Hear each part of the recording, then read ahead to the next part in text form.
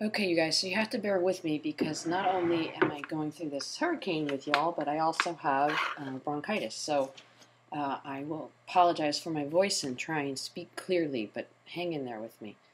Okay, so this is the wrist and hand lecture that is occurring via podcast because of the hurricane and because of conclave. Okay, so what I want to get through to you today is I want you to understand the joints of the wrist and the hand, state and describe the grips available to us through the wrist and the hand, and describe the function of the intrinsic and extrinsic muscles of the hand. So the hand is really quite complex, and for what I will call typical hand issues, for anything other than that, I suggest you consider referring to a therapist who specializes in hand therapy. You can be either a physical therapist or an occupational therapist and take advanced training courses in hand therapy and become a certified hand therapist. So for anything complex, I suggest you look up one of those and refer your patient to that. Things like carpal tunnel, thumb tendonitis, thumb fractures, general arthritic issues, those kinds of things you can handle as a general therapist. But again, if you get into things like scaphoid fractures and stabilization procedures, post-surgical procedures of the hand, other than carpal tunnel, I would refer to a hand specialist. Okay, so the wrist is primarily designed to control the length-tension relationships in the hand muscles and allow for fine control of grip. So the muscles are designed more for balance and the development of torque. Okay, so there's not a whole lot of torque that is generated in the hand. It's really a counterbalancing between flexors and extensors to maximize the efficiency of those flexors and extensors. There's a lot of variability in hand function, so we won't necessarily be talking about what is normal hand or wrist function. There's just a lot of variability, and I'll try to be as general as possible. The wrist itself is actually made up of two joints and has 2 degrees of freedom. The two joints combine their movement to accomplish these 2 degrees of freedom, and those 2 degrees are flexion extension and ulnar and radial deviation. Supination and pronation, as we discussed last week or whenever we did the elbow, occurs at the elbow joint or actually in the forearms, and is not considered a degree of freedom at the wrist. The first joint is the radiocarpal joint, which is formed by the radius and the radial ulnar disc proximally and by the scaphoid, lunate, and triquetrum distally. Okay? And then you have the midcarpal joint. This is formed by the articulation between the scaphoid, lunate, and triquetrum proximally, and the distal carpal row, which is made up of the trapezium, trapezoid, capitate, and hemi. Okay, so here you have your radial carpal joint, right, between your radius and ulna, and the proximal row of carpals. And then your midcarpal is between your proximal row of carpals and your distal row of carpals. Okay, so what you're looking at here is the dorsal view of the right hand, just back side of the right hand, and just to review your carpals here. Okay, so here you have radius and ulna. So the proximal row is your scaphoid, your lunate, your triquetrum, and your pisiform is also considered proximal row. Your distal row is your trapezium, trapezoid, capitate, and hamate. Okay, so basically your midcarpal joint is all of these articulations between this distal row and this proximal row. So it's all these sort of bumpy little articulations in here. That's actually the midcarpal articulation, midcarpal joint. So wrist osteokinematics, you have wrist flexion. You have 0 to 65 to 80 degrees is normal for wrist flexion. Normal extension is anywhere from 0 to 55 to 70 degrees. Ulnar deviation is 0 to 30, and radial deviation is 0 to 15. And we'll talk a little bit about why there's less radial than ulnar deviation. So your radiocarpal joint. It's the proximal joint surface. Your lateral radial facet articulates with the scaphoid. The medial radial facet articulates with the lunate. And the TFCC, which is the triangular fibrocartilage complex, articulates with the triquetrum. Okay, your TFCC, if you look down here, what it is, it's a radial ulnar disc, fibrous attachments that provide support for distal radial ulnar joints. Okay, so it too is sort of, you can sort of think about it a little bit like a meniscus, but it is considered to be a disc that is in this joint space. The joint itself is obliquely angled and volarly and ulnarly. Volar means palmar side, and ulnar is towards the ulnar side. So what I also want you to know here is that the ulnar length also affects function, right? So if we look here, this is radius and this is ulna, right? So if you look here, the radius really is longer than the ulna. So, but there are variations that occur here. Okay, so this length in this image, the radius is longer than ulna basically, but this can be a variation. In some people, the ulna is longer than the radius. So, an ulnar negative variance is when the distal ulna is shorter than the radius, right? So, as you see in this picture. But ulnar positive position is when the ulna is longer than the radius. Okay, so with an ulnar positive positioning, there is potential for impingement of the TFCC. So there's potential that this cartilage and this disc will get impinged with movements, and they may have pain with end range pronation and ulnar deviation. In an ulnar negative position, which is really, I have to say, more normal than ulnar positive. You see ulnar negative more than positive. It too can result, though, in abnormal force distribution across the radiocarpal joint, and sometimes can lead to avascular necrosis of the lunate, which means the blood supply to the lunate carpal gets cut off or impeded, and the lunate itself dies. So this is the complexity of the wrist that I'm talking about, and why, as a general, even orthopedic physical therapist, the hand can be very complex.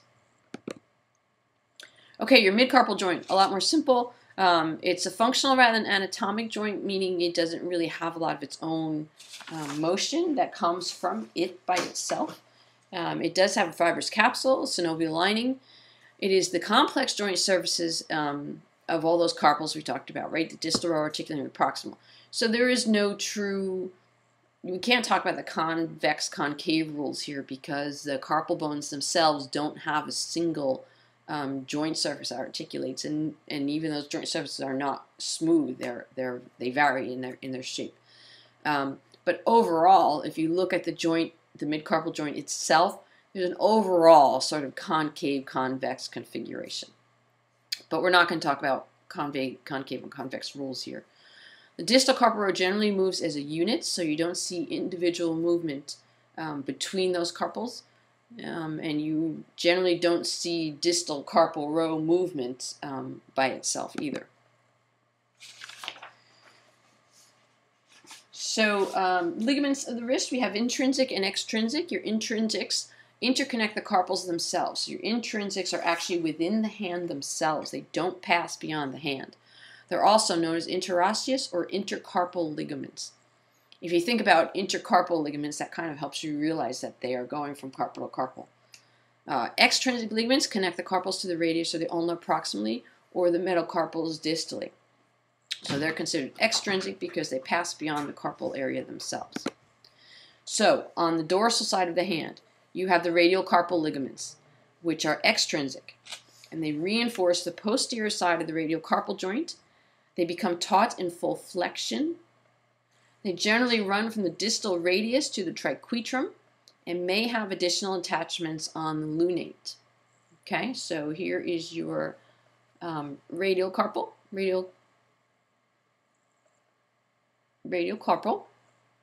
right? So they are running from your radius, dorsal radiocarpal ligament, right? And they're running to scaphoid, and they run to triquetrum, and possibly maybe onto the lunate as well. There's some variation there. The radial collateral ligament over here looks familiar, right? It looks just like the medial collateral ligament of the knee. The radial collateral ligament runs from distal radius to the scaphoid and the trapezium. It provides some of the support to the lateral wrist. And again, this can be confusing because when I say lateral wrist, I'm talking about when the hand is in anatomical neutral, right? Because that's the only time your radius is lateral. So it's almost a little easier to just say that it provides support to the radial carpal side or the radial side of the wrist. so that you know rather if the hand is in pronation, it's actually the medial side. So think of it as a radial collateral ligament supports the radial side of the joint. Okay, the ulnar collateral ligament originates from the ulna, of course, and it goes to from the styloid process of the ulna and attaches to the triquetrum. Both the radial and ulnar collateral ligaments are reinforced by extrinsic musculature. So as we lay on the ligaments, you'll see there are ligaments going over these as well. I mean tendons, sorry, tendons going over these. The dorsal intercarpal ligament, right here, is an intrinsic ligament, right? So this is just going carpal to carpal, is not going carpal to radius or ulna, just carpal to carpal, making it intrinsic. It runs horizontally from the triquetrum to the lunate, scaphoid, and the trapezium, and there are actually two of them together. See here, you see one here, and then it separates here. These actually form a V to provide radiocarpal stability. Okay, so basically providing stability amongst carpals themselves. Okay, this is the palmar surface, and see how messy this gets? This is why you send to hand therapists. On the palmar surface, we have the radiocarpal ligament. Okay, radiocarpal right here. And as you see, we can't be too simple. There are three branches of it. The radiocapitate, radiolunate, and the radioscapulolunate. Luckily, their names tell you where they run, but the three of them make up the palmar radiocarpal ligament. Okay. So on the palmar side, we have the radiocarpal ligament, all right? So please note that there is also a dorsal radiocarpal ligament, so you have to include either palmar or volar for the palmar one, and include dorsal if you're talking about the dorsal one. So you need to, because there's a radiocarpal on the dorsal side of the palm as well, you have to say dorsal radiocarpal or palmar radiocarpal. You have to name which side you're talking about. The palmar radiocarpal ligament, I said, has three components. They're extrinsic because they originate from the radius. Right here they are originating on the radius here, so they're considered extrinsic.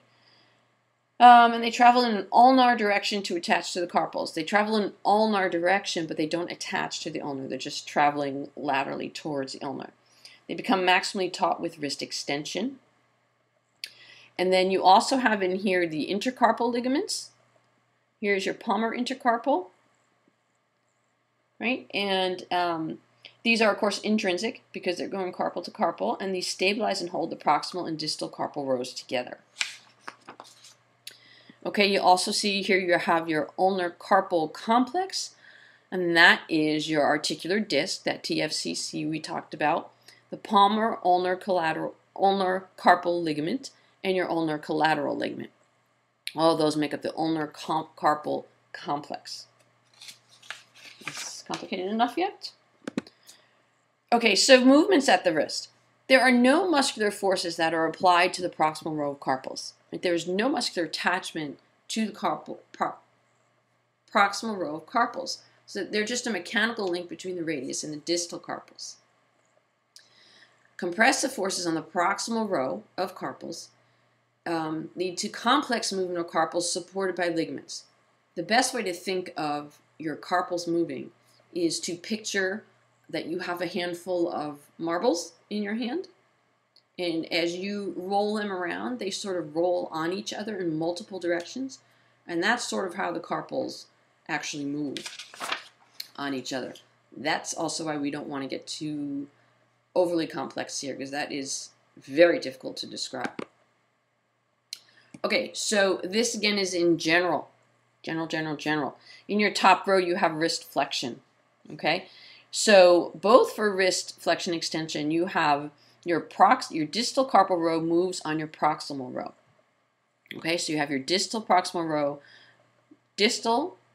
row moving on your proximal carpal row. Okay, your scaphoid and your distal row move on the lunate and the triquetrum.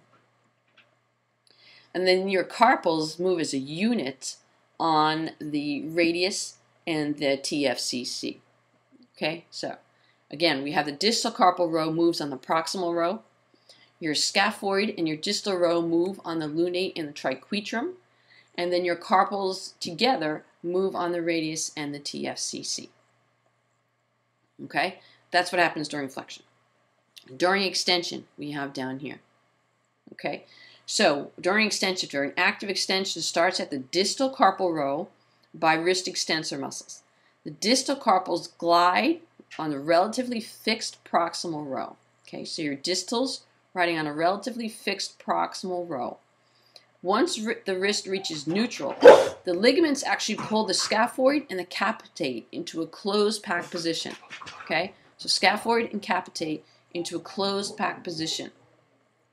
Continued extension comes from movement of the distal row and scaphoid on the fixed lunate and triquetrum. At 45 degrees, the ligaments pull the scaphoid and lunate into closed pack position, causing the carpals to function as a unit. Then, end range extension occurs as proximal articular surface of the carpals move as a solid unit on the radius and the TFCC. All ligaments become taut in a closed pack position of the wrist. So extension is the closed pack position of the wrist. And extension to flexion is the reverse of what I just described for extension. So basically, you have extension starts with the distal row moving on the proximal. Then you have distal row on the scaphoid on the fixed lunate and triquetrum. At 45 degrees, the ligaments pull the scaphoid and lunate into closed packed. Carpals now function as a unit now that they're closed packed. And then end range extension occurs as proximal articular surface of carpals move as a solid unit on the radius and the TFCC. Okay, so basically begins new carpals until they move into a closed pack position. The carpals then move as a unit, and that carpal unit moves on the radius on the TFCC. Ulnar and radial deviation. Okay, so for radial deviation, your carpals slide ulnarly on the radius. Produces a reciprocal deviation of proximal and distal carpals, but also flexion of proximal carpals and extension of distal. I know, that sounds horrible, right? Okay. So let's first find our thumb. Here's our thumb over here, right? So this is actually radial deviation. This would be ulnar. This one is ulnar. So for radial deviation, the carpals slide ulnarly, right? They're going to slide in this direction towards the ulna. That produces reciprocal deviation of proximal and distal carpals. So they're basically moving, if you think about it, they're basically moving sort of in a circular motion like this, right? So your proximal row is sliding ulnarly. Now you start moving these sort of radially, and they sort of move in a circular. Okay? You also have some flexion at the proximal carpals and extension of the distal. Okay, don't worry about that so much. And then it's just the opposite for ulnar deviation. So in ulnar deviation, your proximal row is going to be sliding radially, and your distal row is going to sort of pivot around and move somewhat ulnarly. So picture is sort of a circular movement, and really the proximal row is gliding in the opposite direction that the hand is moving. So if I'm moving into ulnar deviation, my proximal row is gliding radially. If I'm moving into radial deviation, my proximal row is gliding ulnarly. And that's basically what you need to know about ulnar and radial deviation. Okay, musculature. You have your primary flexors, your flexor carpi ulnaris, flexor carpi radialis, and your palmaris longus. Your secondary flexors, your flexor digitorum superficialis, the digitorum profundus, and the flexor pollicus longus. Remember finding all those tendons in the forearm? And you'd pick one up and say, what is this? Without giving us a chance to get oriented. That was nice. Okay, your wrist extensors, extensor carpi radialis longus, extensor carpi radialis brevis, extensor carpi ulnaris. Secondary wrist extensors, extensor digitorum commune, extensor indici, extensor digiti minimi, extensor pollicus longus.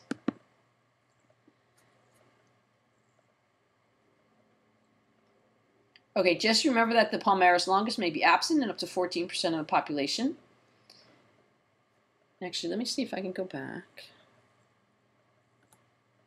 Okay, so the flexor carpi ulnaris and the radialis function together to flex the wrist, but alone they either radially or ulnar deviate, right? Radius is actually somewhat poor radial deviator. However, the ulnaris is a good ulnar deviator. The Secondary flexors must rely on synergistic stabilization by extensors in order to be effective in creating wrist flexion. They are two joint muscles, so if the wrist is not held in extension, they become actively insufficient. We'll talk a little bit more about that as we move on. So for your wrist extensors, the wrist extensors, besides extending the wrist, their other big job is to position the wrist for grip. Okay, so the optimal position for grip is about 35 degrees of extension with about 5 degrees of ulnar deviation. So the wrist extensors are the ones that maintain this position when a strong grip is required. So you can do a little experiment on yourselves and try holding something with your wrist in flexion and again in extension, and you can feel how much weaker your grip is in flexion. And that's because your finger flexors, those long two-joint finger flexors, are being shortened. So as we've said many times, when a muscle is being shortened over its two actions that it does, it loses its ability to develop torque because it can't generate as many cross bridges.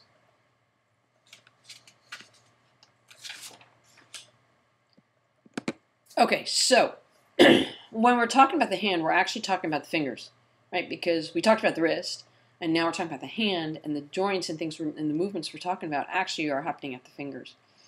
Each finger has a CMC joint, carpal metacarpal joint, and a metacarpal phalangeal joint. The fingers have two interphalangeal joints, and the thumb has one. The carpal metacarpal joints have 1 degree of freedom, that is flexion extension, except for the thumb, which has 2 degrees, and that's flexion extension, AB, and adduction.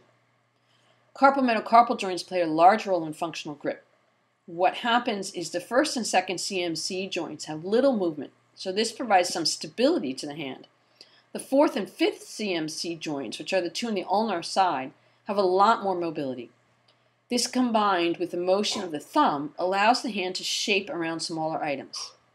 So you can see this on yourself. If you make a fist and look at the position of your knuckles, right? So if you look down on your hand, look at the position of your knuckles with your hand fisted, and then squeeze tighter, make a tighter fist, and what you see is that your fourth and fifth knuckles and your thumb continue to sort of abduct and shape around. So that's the extra movement I'm talking about. 1 and 2 stay relatively stable as you squeeze into a tighter grip.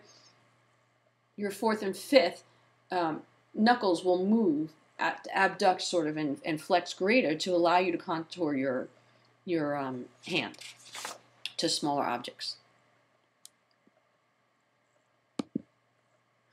The CMC of the thumb has 2 degrees of freedom, plus it has opposition. Opposition is a combination of flexion and adduction. So we talk about it not so much as a degree of freedom, but we name it as opposition. It's obviously quite a bit different from the CMC. It's a saddle joint, has 2 degrees of freedom. Yeah, I already said that. We're talking about the articulation between the trapezium and the base of the first metacarpal. Okay, so the trapezium and base of first metacarpal. Arthrokinematics are a little bit tricky because of the saddle joint. So for AB and adduction, it's a convex surface of the thumb moving on the concave trapezium.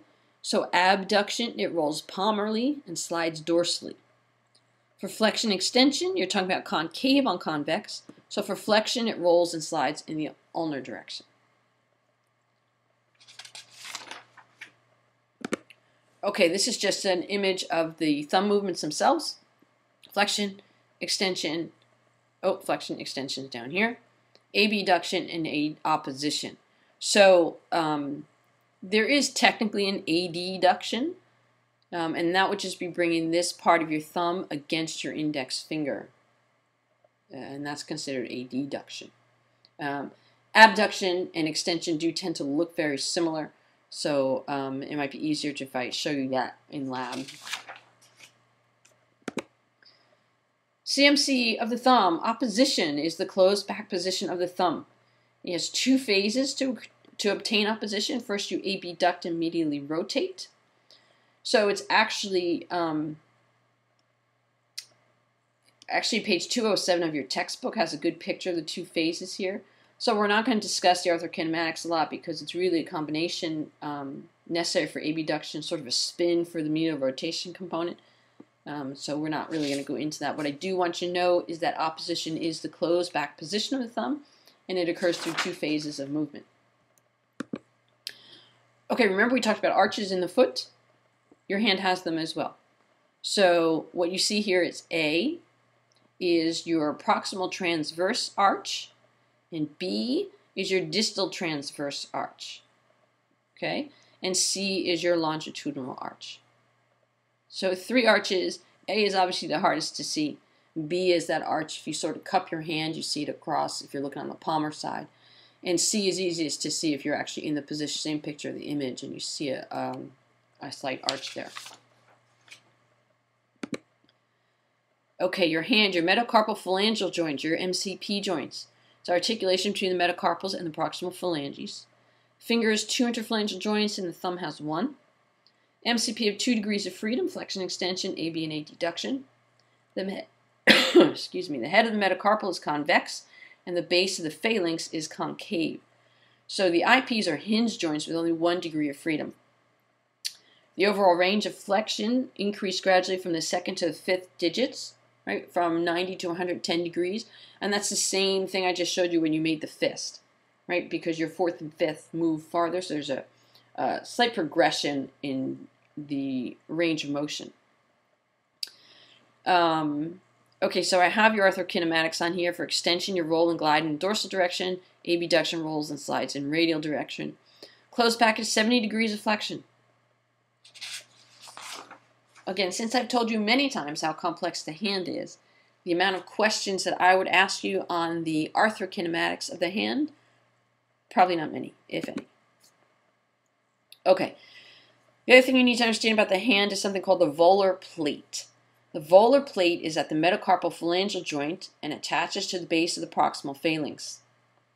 In MCP flexion, the flexible attachment of the volar plate allows it to slide proximally without impeding movement and preventing impingement of the long flexor tendons. They also serve to limit hyperextension and provide support to the longitudinal arch. So basically this plate here is going to slide as you move into flexion. You can see it here. Okay, and it primarily does that so that it doesn't impinge the long flexor tendons when you move into flexion. Okay, your interphalangeal joints. These also have volar plates. They have 1 degree of freedom. The PIP, the proximal interphalangeal joint, is the articulation between the proximal phalanges and the base of the middle phalanx. You have 100 to 120 degrees of flexion here. The distal interphalangeal joint, or the DIP, is the articulation between the heads of the middle phalange and the base of the distal phalange. You have 70 to 90 degrees of flexion here.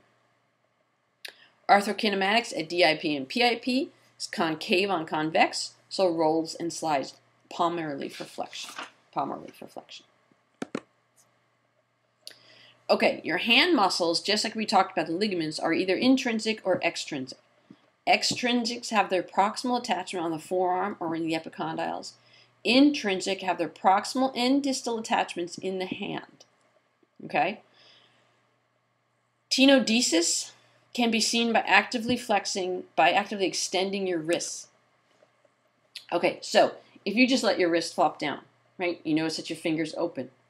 As you extend your wrist, your fingers begin to flex. Okay, and that is tenodesis.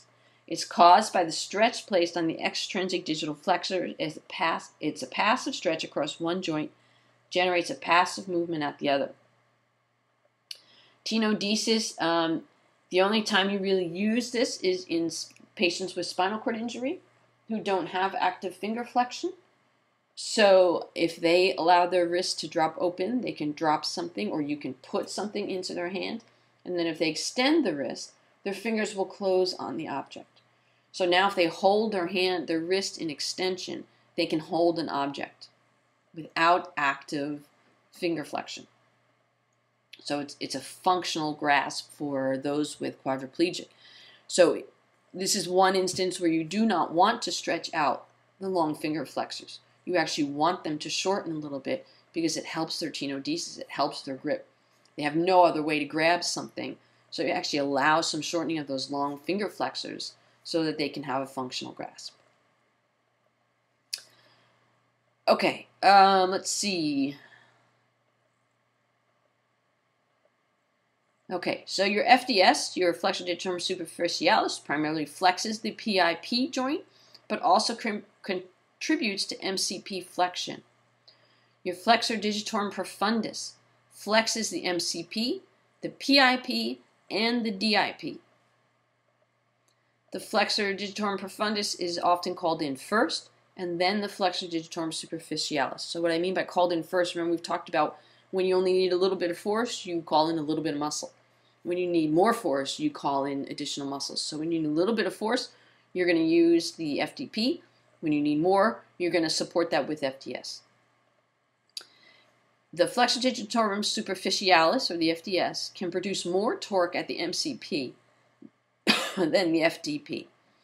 The FDS crosses fewer joints, making it less likely to lose tension at it as its joints flex. But flexor digitorum superficialis is superficial to the FDP at the MCP joints. So the flexor digitorum superficialis has a greater moment arm for MCP flexion. I'm going to say that all again. So the flexor digitorum superficialis can produce more torque at the MCP than the flexor digitorum profundus can. The flexor digitorum superficialis crosses fewer joints, making it less likely to lose tension as joints flex. But the flexor digitorum superficialis is superficial to the flexor digitorum profundus at the MCP joint. So the FDS has a greater moment arm for MCP flexion. Both FDS and FDP are dependent on wrist position for optimal length-tension relationship. All the way back to lecture 1, length-tension relationships. If there's no counterbalancing force from the extensors, then the FDP and the FDS will cause actual wrist flexion. Okay, so they're not effective finger flexors unless the wrist is held in extension. Okay, so you need that stabilizing force of the extensors in order for both FDS and FDP to be effective finger flexors. Okay, so this is one of your fingers, okay? Here you have the FDP tendon, and here's FDS, right? They're both running together. They pass through a fibrous tunnel composed of annular pulleys. So you have 5 annular pulleys, and then you have 3 oblique cruciate pulleys. The flexor tendons slide in a sheath within these pulleys. There's synovial fluid in there and a vascular supply. So function of the pulleys is to keep the tendons close to the bone to prevent bowstringing. Okay, so these are your pulleys, right? A1, 2, here are your cruciates. The crossing ones are cruciates. So these are fibrous bands that your flexor digitorum profundus and superficialis run in, right? So they go into the sheath and they run under these pulleys. And you can see that these pulleys serve to hold the tendon against the bone. If they didn't do that, then these 2 tendons would just attach here and they would bowstring, and they would actually form the string of the bow, and they would be ineffective as flexors. Okay, so that's what these serve as. So you've heard of trigger finger, and some of you may have it where you can't get your finger up. So that's a disruption in this tendon sheath. Usually one of these sheaths binds down and doesn't allow the tendon to slide. Right? This tendon has to be able to slide inside these sheaths. If it can't slide, it gets stuck and it can't move through its motion. So that is one of the explanations for trigger finger, that it is not. The tendons are unable to slide in these pulleys. Other things can happen here. You don't have to have trigger finger, you could just have finger tendonitis. Anything that inflames in this area prevents the tendons from gliding properly and can limit their ability to flex or relax to extend. Okay, your extrinsic extensors, extensor digitorum communis, indici, extensor digiti minimi, extensor pollicis longus, extensor pollicis brevis, and abductor pollicis longus. Each pass through the forearm to the hand beneath the extensor retinaculum. At the MC joint, the level of the EDC tendon of each finger emerges with a broad aponeurosis known as the extensor hood. extensor indici proprius and the extensor digiti minimi insert into the extensor digitorum communis tendons of the index and middle fingers. This adds independent action of extension for your index and ring fingers. So here you have your extensor mechanism. This is just one finger. Isn't this crazy? Okay, so you have your EDC. Here's your extensor digitorum tendon, right? It merges with the extensor hood, right here, and splits into the central tendon, which inserts into the middle phalanx and two lateral bands that merge into a terminal tendon that inserts on the distal phalanx, right? So again, this mechanism allows the same thing. These extensor hoods help prevent bowstringing of the extensors. Okay, but it also, because you have these two separate bands here, you are able to have independent action of extension of index and ring fingers. So here's a superior view. Here's your EDC going under the extension hood. It splits into your lateral bands and your terminal tendon here. Again, so just a finger, and look how complex this system is. Okay, so you have dorsal and volar interossi, and lumbricals are the active components of the extensor mechanism. Okay, so you have your dorsal interossi may attach to the extensor hood or to the central tendon and lateral bands. The lumbricals attach to the FDP and lateral bands. Right, here's your lumbrical attaching to the FDP and the lateral bands. Proximal interosseous tendon, lumbrical. Lumbricals and interossi are often referred to as intrinsic muscles of the fingers, and they are very complex for their own little actions. Isolated contraction of the extensor digitorum communis gives you MCP hyperextension with IP flexion. Okay, sometimes called clawing, although a lot of things are called clawing. So don't so much worry about what to call it, about calling it clawing. But what you want to know, if you have an isolated contraction of the extensor digitorum communis, you will get MCP hyperextension with IP flexion. To extend the PIP and DIP, the EDC needs assist from your lumbricals and your dorsal and volar interossi. Okay, so it needs, just like the finger flexors need help from your wrist extensors to be effective, your EDC needs help from your lumbricals and your dorsal and volar interossi to be effective. Okay, what you see here is what we call, intrinsic minus position. With intrinsic minus, when your intrinsic muscles are weak or absent, as in a low ulnar nerve injury, low ulnar nerve means distal, right? The ulnar nerve is injured distally, quite distally, near the hand. The extensor digitorum communis is unopposed, and the finger claws not only with active extension, but also at rest. Okay, so you have passive tension in the intact extensor digitorum communis exceeds the passive tension in the remaining MCP flexors. Yeah. Okay, so intrinsic minus position is caused by low ulnar nerve injury, so that the extensor digitorum is unopposed. Extensor digitorum communis is unopposed. Okay, so you get this slight clawing motion because I've got extension here and I've got flexion here. Finger tricks. I'm sure some of you can do this, right? Typically, the PIP and the DIP function together. Some people can flex the DIP while extending the PIP. Most of us cannot. To do this, the individual has to have PIP hyperextension so that in the extended finger, the retinacular ligaments migrate dorsal to the PIP joint axis. So they actually slide posteriorly.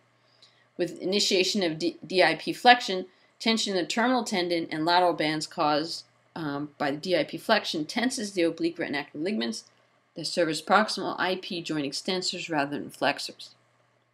So this is something that a lot of people can do. It is not normal anatomically, but what happens is that your your tendons slide that are supposed to be on this volar surface will slide dorsally. And that allows you to isolate DIP flexion.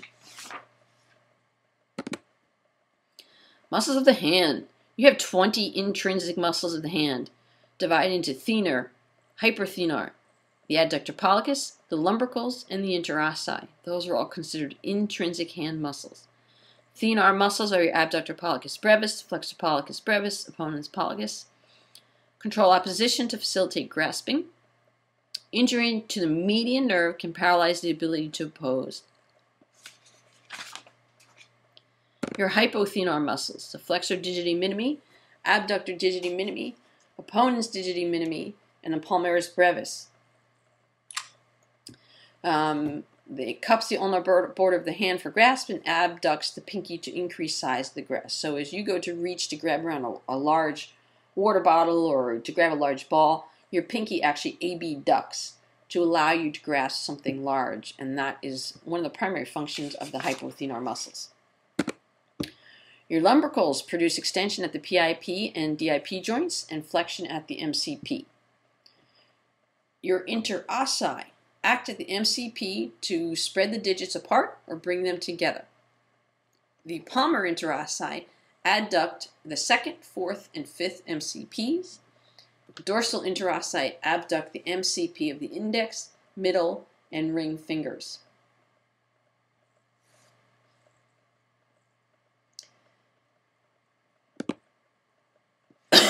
Okay, here we go.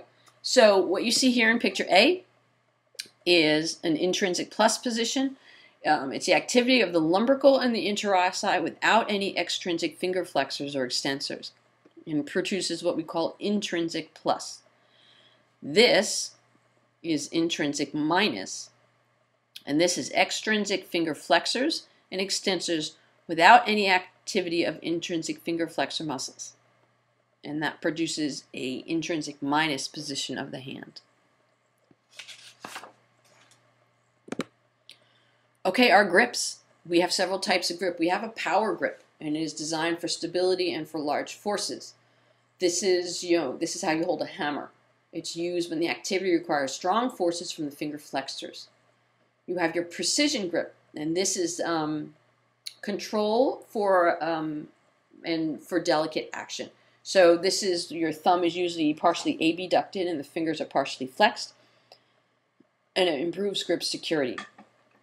Your power pinch combines the power of the adductor pollicis and the first dorsal interossi with the extensors of the thumb and the index finger.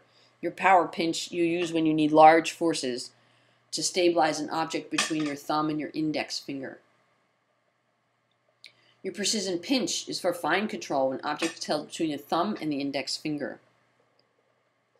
This is usually tip to tip, so you don't need a lot of power. This is you pick up a pin or a bobby pin or something like this with a precision pinch. And then you have your hook grip. This usually does not involve your thumb and is used for long periods of time. This is the grip you use when you're holding a piece of luggage and you're just letting them hang on your fingers. This is an endurance kind of grip. You can do this grip for a long time. Okay, that is it for the wrist and hand. Hopefully you can hear it and understand it.